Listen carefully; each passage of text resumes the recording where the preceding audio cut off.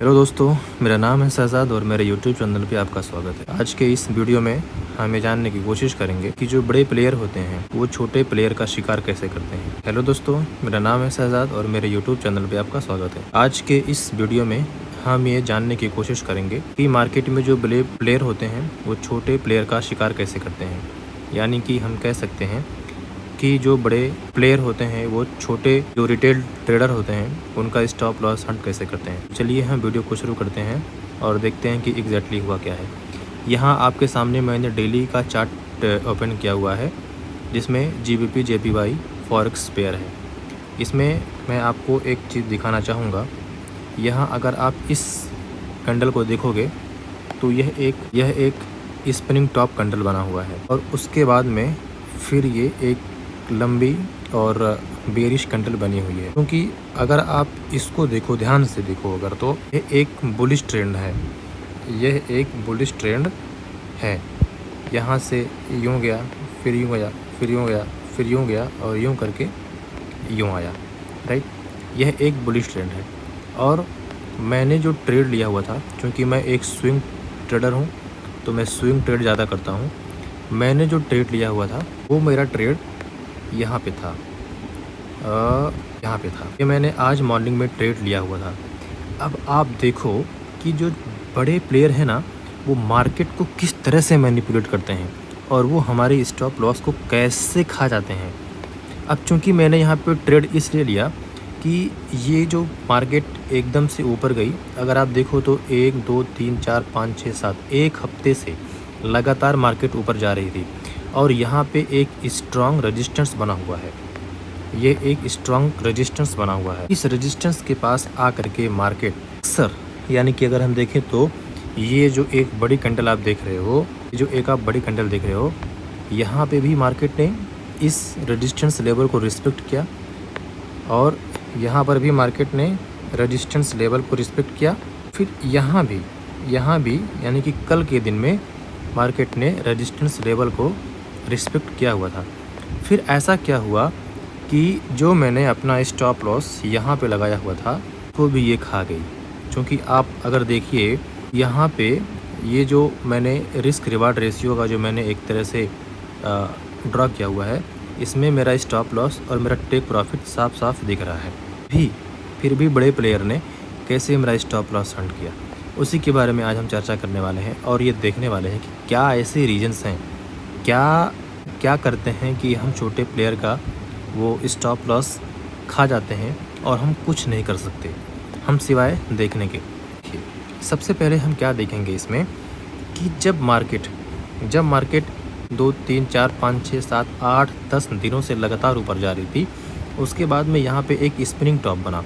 Spinning top बनने के बाद में फिर मार्केट यहाँ पे ओपन हुई और फिर एकदम से ऊपर गई, फिर वहाँ से एकदम से नीचे आई और अभी मार्केट यहाँ पे स्ट्रगल कर रही है।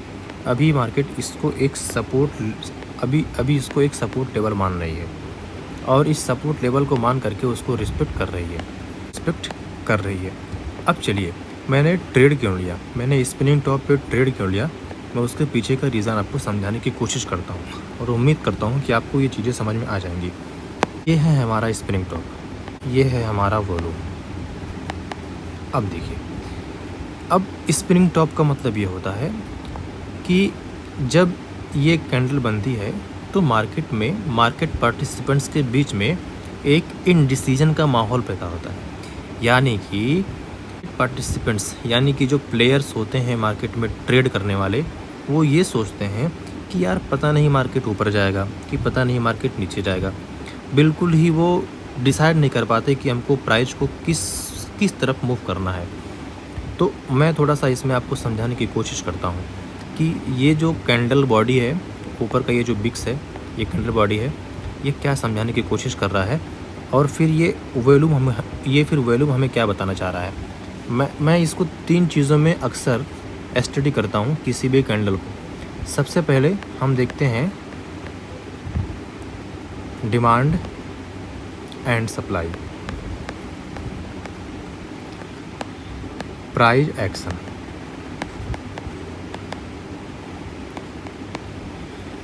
डिमांड एंड सप्लाई यानी कि इस पूरे कैंडल में डिमांड ज़्यादा है कि सप्लाई ज़्यादा है। तो ये हमारा पहला लॉ हो गया कि इस पूरे कैंडल में हम चेक करेंगे कि डिमांड ज़्यादा है कि सप्लाई ज़्यादा है। तो चलिए हम चेक करते हैं। अब अगर आप देखें तो ये जो कैंडल, रेड कैंडल जो बनी है, वो रेड कैंडल का मतलब ये हुआ कि मार्केट यहाँ पे ओपन हुआ और यहाँ पे क्लोज हुआ। ये इसका हायर हाई है और ये इसका लोअर लो है, राइट। तो जब मार्केट, अब देखिए मैं आपको एक बार और इसको ड्रॉ करके दिखाता हूँ। मार्केट यहाँ से ओपन हुआ, राइट। अब जब मार्केट शुरुआत में ओपन हुआ और फिर यहाँ पे क्लोज हुआ और ये रेड कैंडल बनी है, यानी कि प्राइस नीचे आ गया है, यानी कि सेलिंग प्रेशर हावी है, यानी कि सेलर मार्केट को नीचे प्रेशर देके नीचे लेके आ रहे हैं। अब ये जो छोटा बॉडी है, इसका मतलब ये हुआ कि बॉडी छोटी है, यानी कि मार्केट यहाँ से यहाँ ओपन हुई और फिर बायर्स एक्टिव हुए और मार्केट को यहाँ तक लेके गए। फिर इस सर्टेन लेवल पे उन्हें एक रेजिस्टेंस मिला, यानी कि सेलर मिले और वो कंट्रोल नहीं कर पाया प्राइस को। फिर यहाँ से सेलर एक्टिव हो गए और फिर मार्केट को यहाँ तक लेकर के आए, यानी कि प्राइस को यहाँ तक लेकर के आए और इस सर्टेन लेवल पे फिर प्राइस सस्टेन नहीं कर पाई और बायर एक्टिव हो गए और फिर प्राइस को ऊपर लेके गए और फिर यहाँ पे क्लोज किया। यानी कि ओपन और क्लोज के बीच का जो बॉडी है ना, वो बहुत छोटा है, बहुत नैरो है। तो इसमें पर्टिकुलर भले ही बॉडी छोटी हो, लेकिन हमें ये पता चला कि इस पूरे सिनेरियो में बियरिश कैंडल बना, यानी कि रेड बना। तो हम ये कह सकते हैं कि कहीं ना कहीं भले ही थोड़े ही क्वांटिटी में सेलर्स एक्टिव थे, सेलर स्ट्रांग थे बायर के कंपैरिजन में। तो हमारा जो पहला लॉ है वो ये बोलता है कि डिमांड एंड सप्लाई किसी भी कैंडल में क्या है। तो इस कैंडल में, इस पर्टिकुलर कैंडल में अगर हमने देखा, इस पर्टिकुलर कैंडल में अगर हमने देखा तो हमें ये मिला कि इस पर्टिकुलर कैंडल में डिमांड और सप्लाई में सप्लाई ज़्यादा है, सप्लाई ज़्यादा है डिमांड से, राइट। तो जो हमारा पहला था, यानी कि जो हमें बॉडी की स्टडी करनी थी, वो हमारा पूरा हो गया। अब चलिए हम देख लेते हैं कि दूसरा हमें क्या स्टडी करना है। दूसरा हम स्टडी करेंगे, माफ़ कीजिएगा थोड़ा सा ज़्यादा हो गया, मैं इसको ओके। तो हम दूसरा स्टडी करेंगे बिक्स और शैडो। इनको हम बोलते हैं कॉज एंड इफ़ेक्ट, यानी कि मार्केट पार्टिसिपेंट्स के बीच में कौन सा कॉज है, उनका माइंडसेट कैसा है, उनका सेंटिमेंट कैसा है, और उस सेंटिमेंट से कैंडल के बॉडी पे या फिर बिक्स पे इफ़ेक्ट क्या पड़ने वाले हैं। सबसे पहले आप ये चीज़ ध्यान देना कि ये जो बिक्स है ना, ये हमें मार्केट के हायर हाई और हायर लो को इंडिकेट करती है, यानी कि ये हमें ये बताने की कोशिश करती है कि मार्केट में ट्रांजैक्शंस कितने हुए हैं बायर्स और सेलर्स के बीच में, यानी कि बायर्स और सेलर्स में जो टग ऑफ वार हो रहा है, जो टग ऑफ वार हो रहा है वो कितना स्ट्रॉन्ग है। तो इस कंडीशन में अगर आप थोड़ा सा और ध्यान देंगे तो समझने की आप कोशिश करेंगे। यूँ देखिए, सबसे पहले मार्केट इधर ओपन हुई, इधर क्लोज हुई, प्राइस यहाँ से यहाँ जब प्राइस ओपन हुआ तो बायर्स एक्टिव हुए और प्राइस को यहाँ तक लेके गए। फिर इस लेवल पे एक रेजिस्टेंस मिला और बायर्स ने अपना कंट्रोल खो दिया और फिर सेलर यहाँ पे एक्टिव हुए और फिर प्राइस को नीचे पुश किया। फिर यहाँ पे, यानी कि यहाँ पे बायर्स ने, अब सेलर्स ने अपना कंट्रोल खो दिया, यानी कि कहीं ना कहीं ये जो लेवल है एक सपोर्ट लेवल बनी और फिर यहाँ से बायर्स एक्टिव हुए और फिर ये प्राइस को यहाँ तक लेके गए, यानी कि ये क्लोज। ये पूरा सिनारियो इस कैंडल का बना। ये हमारा ओपन है, ये हायर हाई है, ये ओपन, हायर हाई, क्लोज और लोअर लो। ये पूरा सिनारियो इस स्पिनिंग टॉप कैंडल का बना हुआ है। इसमें हमें क्या दिखा? इसमें हमें ये दिखा कि बायर्स और सेलर्स के बीच में एक टग ऑफ वार हो रही है। एक बात और आप ध्यान से सुनो, यहाँ प्राइस ओपन हुई, बायर्स एक्टिव हुए, यहाँ उन्होंने अपना कंट्रोल खोया, फिर सेलर्स एक्टिव हुए, यहाँ एक सपोर्ट बना, सेलर्स कमज़ोर हुए और बायर्स एक्टिव हुए, फिर यहाँ से बायर्स ला करके यहाँ पे क्लोज किए और फिर यहाँ सेलर्स ने at least at the end of the day sellers यहाँ पे एक्टिव हुए और फिर बायर कमज़ोर हुए, तब ही जा कर के उन्होंने ओपन प्राइस से नीचे ही क्लोज किया। तो ओवरऑल हम ये कह सकते हैं कि मार्केट में ना जो टग ऑफ वार हो रहा है, यानी कि बायर्स और सेलर्स के बीच में जो ट्रांजैक्शंस हुए हैं ना, वो बहुत ज़्यादा हुए हैं वो। और इसका ये भी मतलब है कि बायर्स और सेलर्स बड़ी मात्रा में दोनों ही ज़्यादा एक्टिव थे इस सेशन के दौरान। तो जो कॉज है ना, उसका इफ़ेक्ट भी हमें इस कैंडल में दिखाई दे रहा है, इस स्पिनिंग टॉप कैंडल में। तो दूसरा हमने विक्स का भी स्टडी कर लिया कि इसमें जो टग ऑफ वार चल रहा है बायर्स और सेलर्स के बीच में, वो बहुत ज़्यादा है और इसमें जितना बायर्स हैं उतने ही सेलर्स भी एक्टिव हैं, ये हम कह सकते हैं। अब तीसरा स्टडी हम करेंगे, में हम देखेंगे एफर्ट बीएस, यानी कि जो एफर्ट लगा है, जो पार्टिसिपेंट्स ने जो एफर्ट लगाया है मार्केट में, उसका रिजल्ट उसको वैलिड मानता है कि नहीं मानता है। तो इसको हम देख लेते हैं।